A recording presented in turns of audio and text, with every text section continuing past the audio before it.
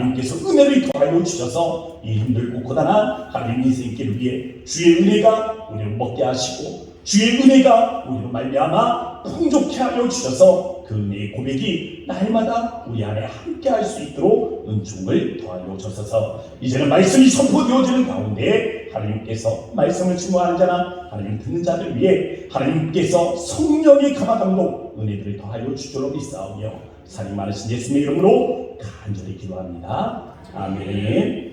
할렐루야. 네, 오늘도 이 예배 가운데 나오신 모든 성도님들을 환영하고 축복합니다. 우리 옆에 계신 분들에게 인사를 나눠보셨으면 좋겠습니다. 사랑합니다. 축복합니다. 참 잘 오셨습니다. 네, 할렐루야. 감사합니다. 잘 오셨고요. 오늘도 하나님께서 우리를 불러주셨습니다. 이 자리에서 우리 하나님이 우리의 마음을 만지심으로 말미암아 그 마음에 어떤 아픔과 상처를 가지고 왔든 우리 주님께서 치유하시는 놀라운 은혜가 함께할 줄로 믿습니다. 오늘 여러분의 마음속 날씨 어떠십니까? 오늘 비가 올 것도 같고 안 올 것도 같고 또 오다가도 말고 하는 이러한 날씨 속에 여러분의 마음속 이 여러 가지 짜증, 우울, 이 고통들로 인해서 마음속에 이 우박들이 내리고 계시지는 않은지 모르겠습니다. 혹은 쌀쌀함, 혹한 아니면 흐림 여러 가지 날씨의 상황들이 있겠죠. 아니면 맑음으로 오신 분들도 있지 않을까 생각을 합니다. 저는 오늘 우리 마음의 외로움에 대해서 말씀을 나누려고 하는 겁니다. 외로움이나 심적 고통들이 강하게 느껴질 때 보면요 그런 말씀을 하시는 분들이 있습니다. 아유 목사님 내 오른팔이 그냥 끊어져 나가는 것 같아요. 아유 목사님 내 마음이 괴로우니까 내 몸이 그냥 찢어지는 것 같아요 라는 이야기를 하시는 분들이 있습니다. 여러분 이것뿐 아닙니다. 과학자들이 조사를 해보니까요 우리의 뇌가 그렇게 인식을 합니다. 우리의 마음이 아프면 우리의 뇌가 그것을 우리의 몸이 찢어지는 고통으로 인식을 하는 겁니다. 다시 말하면 우리의 어떤 이 소외감 그리고 외로움, 고독과 같은 감정의 영역도 고통에 속한다라는 것을 알 수 있겠습니다. 때로는요 물리적인 고통보다 이 심리적 고통, 이 마음의 고통이 더 힘들 때도 있다는 것입니다. 저는 오늘 이 심리적 아픔, 외로움에 대해 신앙인으로서 어떻게 대면해야 하는지 그 지혜를 나누고자 하는 것입니다. 첫 번째, 외로움은 누구나 직면할 수 있는 감정임을 인정하라. 모든 사람은 이 외로움이라는 감정에 직면하게 되어 있습니다. 과거에 혹은 현재의 삶을 통해서 우리는 경험을 했거나 아니면 경험하고 있을 겁니다. 또 반복될 수도 있는 그런 감정이기도 합니다. 외로움을 느끼는 가장 기초적인 상황은 주변에 아무도 없다라고 생각이 되기 때문에 그렇습니다. 이야기할 상대도 없고 나를 지지하고 격려해주는 사람들도 없고 또 내 상황을 인지하고 그때그때 내 입장에 대해서 이해해주는 사람이 없다 보니까 보통 우리는 이럴 때 외로움을 느끼게 된다는 것입니다. 심지어 대화 상대도 있다 해도 이 대화 상대가 벽창호처럼 이 꽉 막힌 사람 있잖아요. 말해도 알아듣지 못하는 사람. 그래서 옆에 있어도 옆에 있는 것 같지 않은 사람. 그런 사람은 옆에 있어도 외로움이 느껴집니다. 여기서 한번 생각을 해봤습니다. 신앙 안에서 외로움이라는 감정, 이 감정은 타당한 것인가? 사람을 배신하고 떠난다 하지만 우리가 믿는 하나님은 늘 한결같이 우리 옆에 계시는데 믿음의 사람으로서 외로움을 느끼는 게 말이 되나? 라는 그런 생각을 가져봤습니다. 저는 얼마든지 그럴 수 있다 생각을 합니다. 왜냐하면 목사님 저로서도 외로움의 순간들을 마주할 때가 있습니다. 저는 얼마든지 그럴 수 있다라고 생각해요. 목사님 저뿐만이 아니라 우리 모든 성도들에게 그 외로움이라는 감정이 파고 들어올 수가 있습니다. 문제는 우리가 그러한 상황에 처하게 되었을 때 어떻게 빠져나오느냐, 어떻게 그 외로움의 상황에서 빠져나오느냐라는 슬기로운 방법입니다. 오늘 본문의 말씀에 보면 이 시편 28편 위에는 조그마한 글씨로 제목이 붙어 있습니다. 다윗의 시라고 되어 있죠. 다윗이 지은 시라는 겁니다. 그래서 학자들이 이 시편을 연구를 했습니다. 과연 다윗은 이 시편을 언제 작성하게 되었을까? 어떤 상황에서 어떤 마음으로 이 시편을 그러면 쓴 것인가? 라는 연구를 했어요. 그러면서 내린 결론이 그것입니다. 다윗이 아들 압살롬을 피할 때 지어 부른 시편이다.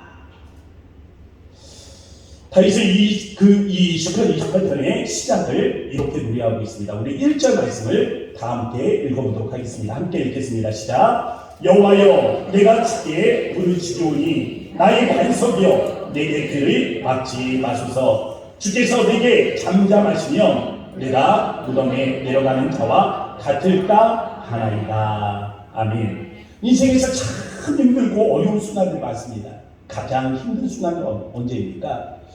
정말 힘든데, 마음으로도 힘들고 몸으로도 힘든데 이 힘듦에 외로움이 더해지는 겁니다.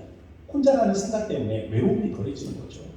이 외로운데 나 혼자구나, 나는 이 생각 때문에 외로운데 거기에다 더불어서 하나님께 아무리 부르짖어도 하늘조차 침묵하는 순간, 하나님조차 나한테 아무 말도 안 하는 순간, 그때 괴로움이 더해집니다.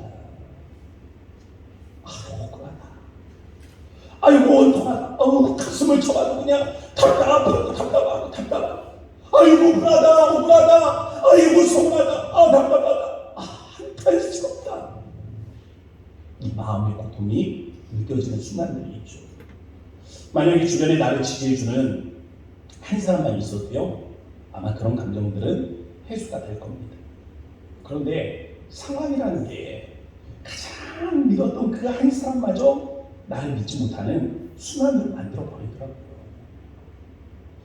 그 한 사람마저 나를 떠나고 상황은 점점 나빠져서 설상가상으로 문제들이 겹겹이 쌓이게 될 때, 하나님마저 나를 인정해 주지 않는구나 라는 그 시기에 빠져버리게 될 때, 심하게는 사는 게 사는 것 같지 않고 오히려 지옥과 같다라는 그 답답한 마음이 찾아오는 경우들도 있습니다. 찬양사역자 썬이라는 분이 계십니다. 이 개척교회 목사님의 딸로 태어났습니다. 이 5살 때 어린 소녀의 이야기입니다. 유복하지 않게 개척교회 목사님의 딸이니까 얼마나 어렵게 자랐겠어요. 그 유복하지 않았음에도 불구하고 또 우울했던 날에 대한 간증을 들은 적이 있습니다.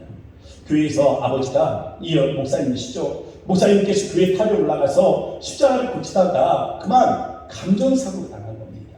온몸이 불타버렸어요. 그래서 이 사고로 인해서 오른팔이 절단이 되고 또 온몸에는 화상을 입게 된 겁니다. 오랜 투병 생활 끝에 목사님은 간신히 목숨을 건지셨어요. 그런데 몸이 그냥 만신창이가 되어버린 겁니다. 이 개구진 동네 아이들이 이 써니라는 이름의 아이를 약 올리는 거야. 야, 괴물집에 사는 아이! 야, 괴물집에 사는 아이! 어린아이에게 이렇게 상처가 된 거죠.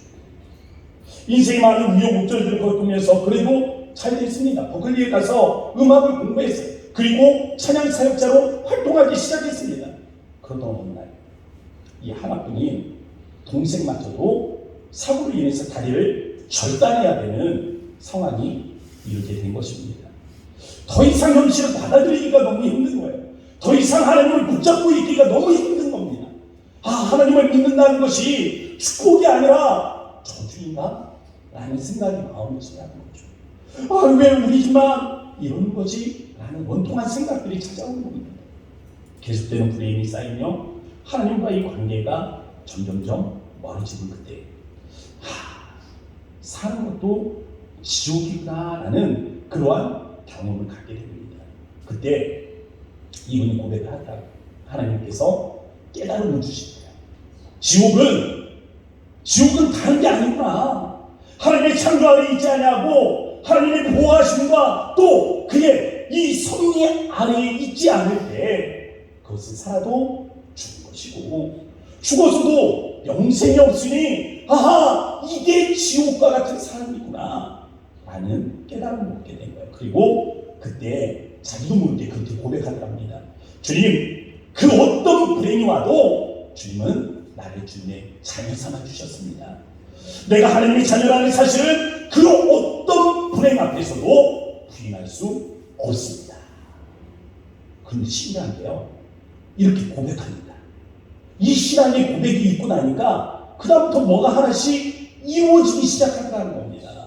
우연찮게 찬양 이 음반을 내게 되면서 찬양 사역자로 활동하게 되었고 또 그렇게 TV에까지 나와서 간증을 할 수 있는 기회들을 얻게 된 것입니다. 저는 지금 외로움의 시간은 누구에게나 찾아올 수 있다라는 말씀을 드리고 있는 것입니다. 신앙의 인물 다윗이 그랬습니다. 그는 아들이 일으킨 반란 때문에 지금 예루살렘을 뒤로하고 마하나임을 쫓겨 도망가고 있습니다.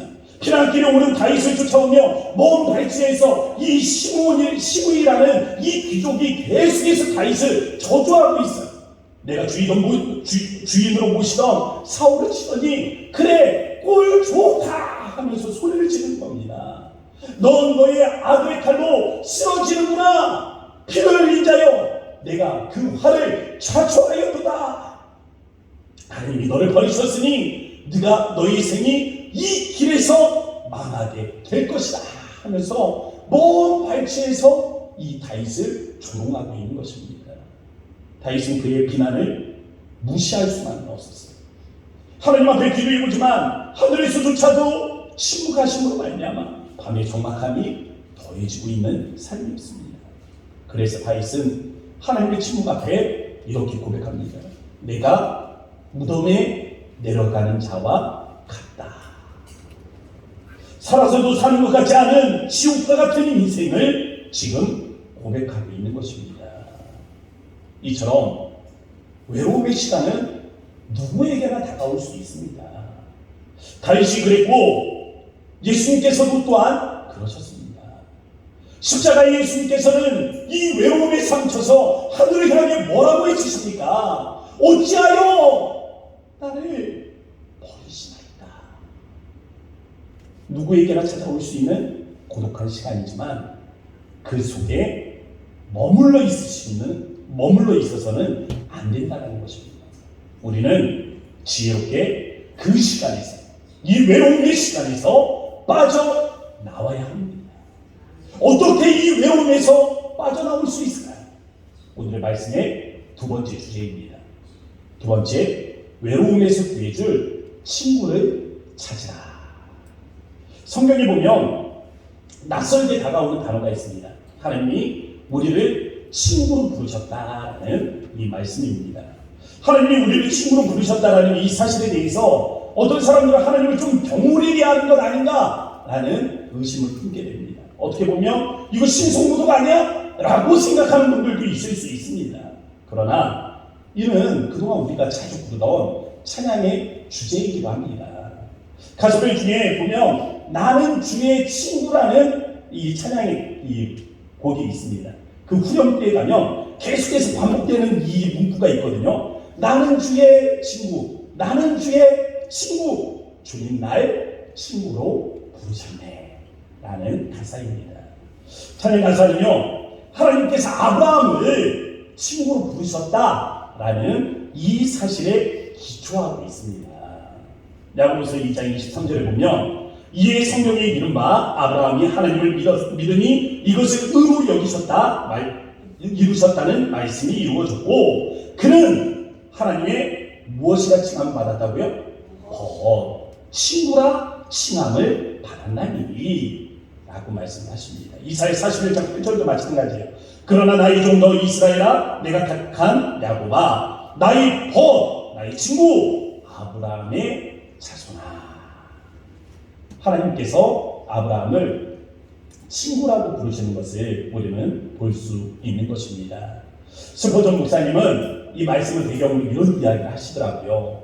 당신이 홀로 서 있어야 할 때 아무도 곁에 있어야 하지 않는다며 그냥 홀로 서십시오. 하나님께서 당신의 친구가 되어 주실 겁니다.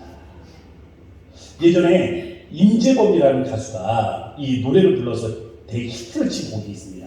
여러분이라는 곡이거든요. 이 여러분이라는 곡이 근데 들어보니까 임재범 씨가 처음 부른 곡이 아니라는 겁니다. 그러면서 윤복희 권사님이 만든 곡이라는 거예요. 워낙 옛날이라서 전 잘 모르겠더라고요. 제가 유치원에 들어가기도 전에 윤복희 권사님께서 이 곡을 부르셨던 겁니다. 그래서 궁금하잖아요. 제가 찾아봤습니다. 아니 언제 어떤 노래를 어떻게 불렀길래 이 노래가 또 리메이크가 되어서 이렇게 불려진 걸까 하면서 찾아봤어요. 영상을 찾아보니까 1979년입니다. MBC가 주최한 서울국제가요제가 있더라고요. 여기에서 이제 이 윤복희 권사님이 부르셨는데, 목사라서 좀 부끄러운 이야기지만 이 곡을 듣다가 눈물이 났습니다.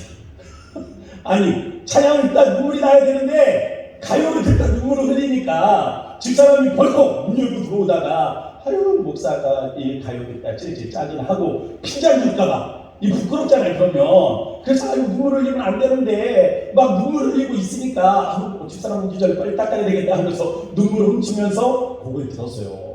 근데 저는 이 곡을 들으면서 윤복희 권사님 부르는 그 곡을 들으면서요 그런 생각이 들었습니다. 자꾸 하나님이 생각이 나는 거예요. 왜 자꾸 이 가요를 듣는데 하나님이 생각이 나지? 권사님이 불러서 그러나 왜 그러나 참 잘 모르겠더라고요. 그래서 또 궁금하잖아요. 좀 궁금함이 찾아보거든요. 그래서 윤복희 권사님의 간증을 한번 찾아봤습니다. 이 노래와 관련된 간증. 그래서 찾아보니까 아마 여기 계신 분들이 많이 아실 거예요. 윤복희 권사님이 어떤 인생을 사셨는지 아마 많이들 아실 겁니다. 뭐 예전에 뭐 어마어마하셨다면서요. 네. 뭐 이슈, 뭐 많은 것들이 뭐 있었던 것 같습니다. 그래서 그 파란만장한 인생을 살다가 주님을 만나게 된 그 간증을 하시더라고요. 간증에서 권사님이 이렇게 말씀하셨습니다. 내 멋대로 산 딴따라 인생의 가운데 하나님께서 여러 번 찾아오셨다. 교회에도 계셨고 아버지의 산소에도 계셨다. 곽규석 아저씨가 주셨던 성경책에도 계셨다. 월남전에 참혹한 전쟁터의 위문 공연 가운데도 하나님은 내게 신호를 보내셨다. 내 광야 생활 속에서 끊임없이 구원의 메시지를 보내셨던 그 하나님이 어느 날 빙산이 내려앉듯이 쿵 하니 그렇게 내 삶의 길 앞에 우뚝 서셨다. 그분은 거부할 수 없는 내 전부이셨다. 윤복희 권사님이요 이 간증을 고백을 하시면서 그러더라고요. 어느 날 그냥 쿵 하니 하나님이 나를 찾아오셨는데 그때부터는 그냥 이제 딴따라 인생으로 살고 싶지 않더래요. 그래서 그런 무대에 서지 않겠다라고 결심을 하셨답니다. 근데 그때 때마침 MBC에서 연락이 온 거예요. 이런 일이 있는데 함께 참여해 줄 수 없겠느냐? 라는 이야기가 온 겁니다.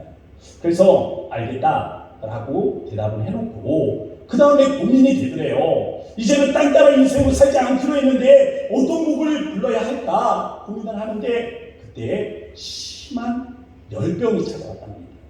몇 날 며칠을 그냥 끙끙 앓고 그냥 얼음장을 녹여버릴 만한 그 고열들이 며칠 그렇게 반복이 되더래요. 그러다 어느 날입니다. 몸이 너무 아픈데 그 아픈 몸을 이끌고 무릎을 꿇고 기도했대요. 하나님, 저 너무 외롭습니다. 하나님, 너무 외롭고 힘들어요. 그때 하나님께서 이런 음성을 들려주십니다. 만약 외로울 때며 서러우면 내가 내 눈물이 되어주나. 하나님이 그때 들려주신 그 음성을 기반으로 해서 여러분이라는 이 곡을 작사하셨답니다. 제가 그 가사를 읽어드릴게요. 내가 만약 외로울 때며 내가 위로해 줄게. 내가 만약 서러울 때며 내가 눈물이 되리니 어두운 밤 험한 길을 걸을 때 내가 너의 등불이 되리라. 허전하고 쓸쓸할 때 내가 너의 벗 되리라. 나는 너의 영원한 형제야. 나는 너의 친구야. 여러분, 혼자라고 생각되어질 때 이 외로움에 빠져있는 분들이 계시다면 반드시 기억하셨으면 좋겠습니다. 우리 주님이 우리에게 변치 않는 친구가 되어주십니다.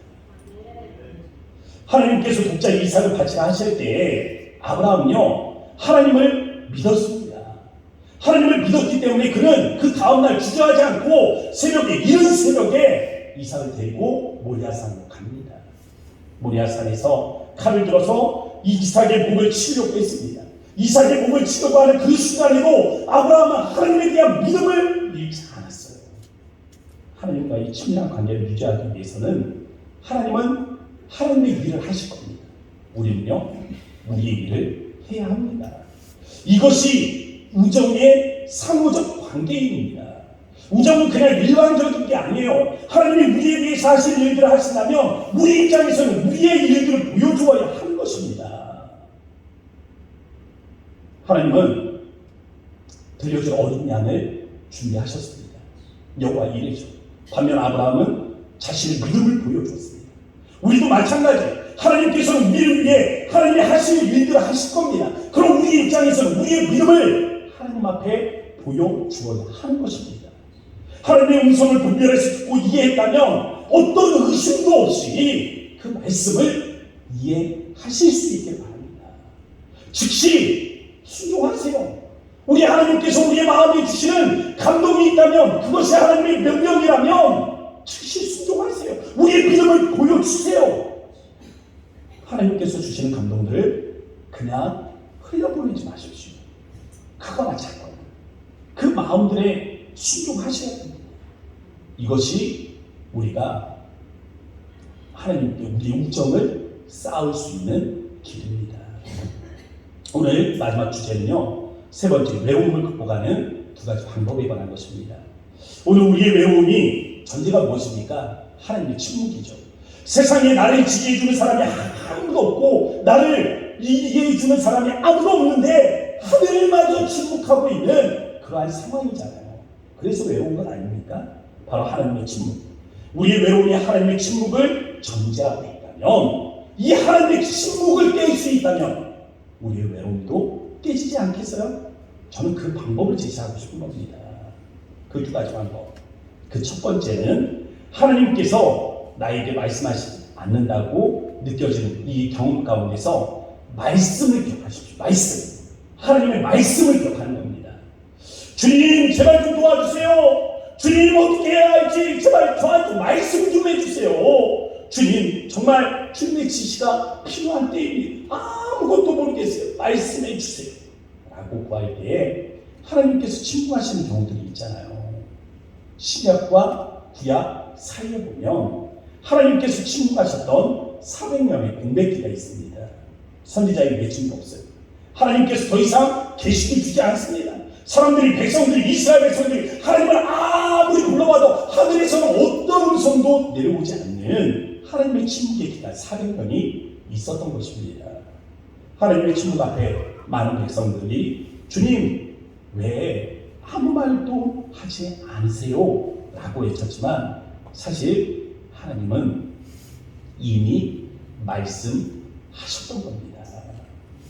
이 시간 우리가 한번 상상의 나래를 한번 펼쳐봤으면 좋겠습니다. 같이 상상으로 들어가죠. 우리 아들이 군대를 갑니다. 아들이라 그러니까 좀 난 다 보냈는데 실제로 이게 좀 생각을 달리해서 뭐 내 손자가 군대를 간다, 아니면 조카가 군대를 간다, 아니면 동생이, 아니면 또 동생의 아들이 또 군대를 간다, 어쨌든 누가 군대를 가게 된다 해서 그에게 힘들고 어려울 때 힘을 내라고 무언가 편지를 써주는 겁니다. 신앙의 편지를 우리가 써주는 거예요. 왜냐하면 군대에 가면 훈련을 받잖아요. 훈련 기간에는 편지를 써줄 수가 없습니다. 또 훈련 기간이 되면 전화를 해줄 수가 없어요. 말해주고 싶은데, 힘내라고 해주고 싶은데 말할 방법이 없단 말이에요. 그래서 편지를 써서 얘야, 힘들 때 이거 꺼내서 읽어보렴 하고 우리가 글을 써주는 거예요. 여러분, 여기에다 뭐라고 써주시겠습니까? 상상만 하려니까 조금 재미가 없어가지고 제가 한번 써봤습니다. 한번 읽어드릴게요. 주님의 사랑이요, 아빠와 엄마의 기쁨이 되는 성윤이에게. 아들, 힘들지? 외롭진 않니? 고된 훈련에 오늘도 몇 번을 포기할까 고민했던 순간들도 있었겠지. 머리 위로 날아다니는 총탄에 전쟁의 공포가 마음을 지배하는 순간도 있었겠구나. 숨막히는 화생방 훈련을 받으며 편히 마시는 한 모금의 공기가 감사하다 생각했겠지. 어쩌면 아빠를 가장 필요로 하는 시간일지도 모르는데 함께 해주지 못해 미안하구나. 낯선 곳에서 두렵기도 하고 막연한 답답함이 느껴질 수도 있겠지만 아들, 힘내고 두려워하지 마. 내가 벼랑 끝에 서 있다 할지라도 하나님께서 널 붙들어 주실 거야. 내가 용기를 내어 눈을 뜰 수 있다면 넌 함께 하시는 하나님을 볼 수 있어. 다만 너의 가장 힘든 시간, 하나님 앞에 너의 최선을 보여주려. 내가 하나님을 위해 최선을 다할 수 있다면 하나님께서도 널 위해 최선을 보여주실 거야. 아빠는 그런 하나님을 믿기에 오늘도 하나님 앞에 최선을 다하려 한다. 하나님께서 아빠에게 행하는 최선이 너에게 복이 되기 바라며 2023년 7월 16일 너의 오랜 친구 아빠로부터. 제 아들이요 10살입니다. 10살이요. 군대 가려면 10년을 기다려야 됩니다. 네, 10년을 기다려야 돼요. 근데 이 편지는 저의 진심입니다. 10년 후에 만약에 제가 없을 수도 있는 거 아니에요? 아니면 군대에 가는 아들을 마중 나가지 못할 수도 있겠죠. 무슨 일이 있어서. 아니면 진짜 군대에 갔는데 힘들고 어려운데 제가 어떤 방법으로 연락을 해보려고 해도 할 수 없는 순간들이 있을 거 아닙니까? 그런데 그 힘든 순간 제 아들에게 하고 싶은 이야기는 바로 이 편지에 다 담아 놓았다라는 겁니다. 하나님의 말씀이 그와 같은 것입니다. 침묵의 시기이지만 하나님께서는 이미 이 성경의 말씀 앞에 우리에게 하고 싶은 말씀을 담아 놓으셨습니다. 하나님이 여러분들의 상황을 아시고 미리 이 성경 말씀에 오늘도 외로움에 눈물 흘리는 내 딸을 위해서, 내 아들을 위해서 우리 주님이 이미 말씀하고 계시다라는 것입니다. 하나님의 말씀은 그전에도 진리였지만 오늘도 진리가 될 것입니다. 저는 하나님의 사람들이 하나님이 주목하셨던 이 400년 동안 바로 그래서 이 성경의 말씀을 하나님의 말씀으로 서로를 위로했다라고 믿습니다. 외롭다 생각되는 순간이 있다면 사랑하는 성도 여러분, 말씀을 꺼내서 읽어보시기 바랍니다. 그곳에 여러분을 향한 하나님의 음성이 이미 기록되어 있는 줄 믿습니다. 외로움을 극복하는 두 번째 방법은 기도입니다. 기도. 이 기도는요, 하나님과 우리의 대화하는 장소잖아요. 이 대화하는 장소가 고백적으로 바뀌는 데는 결정적인 역할을 하는 요소가 있습니다. 무엇입니까? 과거의 은혜의 체험이에요. 은혜의 체험. 본문에서 다윗은 현재 상황에 어울리지 않는 아주 이상한 표현을 하는 부분이 있습니다. 7절 중반에 보시면요, 그러므로 내 마음이 크게 기뻐하며 내 노래로 그를 찬송하리로다. 여러분, 자, 앞에서 설명드렸죠. 지금 다윗이 어떤 상황입니까? 아들 압살롬, 이 압살롬을 피해서 그 반란을 피해서 도망가고 있습니다. 피난을 가고 있는 이 노인의 몸으로 정말 하루하루의 여정들이 굉장히 힘들고 어려워요. 사람들의 비난의 소리가 들려옵니다. 근거도 없고 허무맹랑하다 치부하며 듣지 않던 말이 상황의 비참함 앞에 비수가 되어 가슴에 꽂혀옵니다. 이러한 상황에서 다윗은 어떻게 기쁨을 찾을 수 있었을까? 그가 기뻐할 수 있었던 이유는 무엇일까? 본문 6절 말씀을 보면 그 답이 나와 있습니다. 우리 화면을 보시면서 함께 읽어보도록 하겠습니다. 시작. 여호와를 찬송하며 내 간구하는 소리를 들으시니로다. 아멘. 여기에 보면 듣는다, 들으시니로다, 듣는다라는 이 단어가 있죠. 이 듣는다라는 이 단어가 원에 보면 현재 완료형으로 쓰여져 있습니다. 이 현재 완료형으로 쓰여진 것이 대단한 건 아니지만 이 풀어서 이야기를 해보면 그렇습니다. 하나님께서는 과거에도 우리의 소리를 들었다라는 거예요. 어제도 듣고 오늘도 듣고 지금도 듣고 계시다라는 이 표현이 현재 완료형인 것입니다. 과거부터 현재까지 계속해서 우리의 기도를 듣고 계시다라는 것이죠. 특히 본문에서 이 들으심, 하나님께서 들으신다라는 이 들으심, 샤마우라는 단어를 쓰고 있는데 이 샤마우는 하나님께 속해서 사용이 될 때 이중적인 의미가 있습니다. 하나는 듣는다라는 뜻이요, 또 하나는 응답한다라는 뜻입니다. 샤마우, 들으심, 하나님께서 듣고 응답하신다, 하나님께서 들으셨으면 응답하신다라는 이 현재 완료형의 의미를 가지고 있는 것입니다. 이것을 신학적인 단어로 표현을 하면 확신의 완료형이다. 저는 기도의 자리를 통해 우리의 신앙은 고백적으로 변화가 된다고 믿습니다. 때로는 인생의 많은 문제와 뜻대로 풀리지 않는 이 일들에 대해서 원망을 가지고 기도의 자리로 들어가는 경우들이 있습니다. 그런데 그 기도의 자리에 들어가면 어떻습니까? 원망과 시기를 가지고 기도의 자리에 들어갔다가 결국 우리가 생각나는 게 뭐예요? 과거에 하나님께서 우리에게 베풀어 주신 은혜 아니겠습니까? 그 은혜, 하나님께서 듣고 응답하셨던 그 은혜, 그것을 생각을 해보면 오늘도 하나님께서 이 기도를 들으시고 또 응답해 주실 것을 바라보며 오히려 우리는 감사를 가지고 나올 수 있게 되는 것입니다. 기도 시간은 세상의 근심과 두려움을 가지고 들어갔다 하나님의 사랑이 무엇인지를 깨닫고 나오는 시간인 것입니다.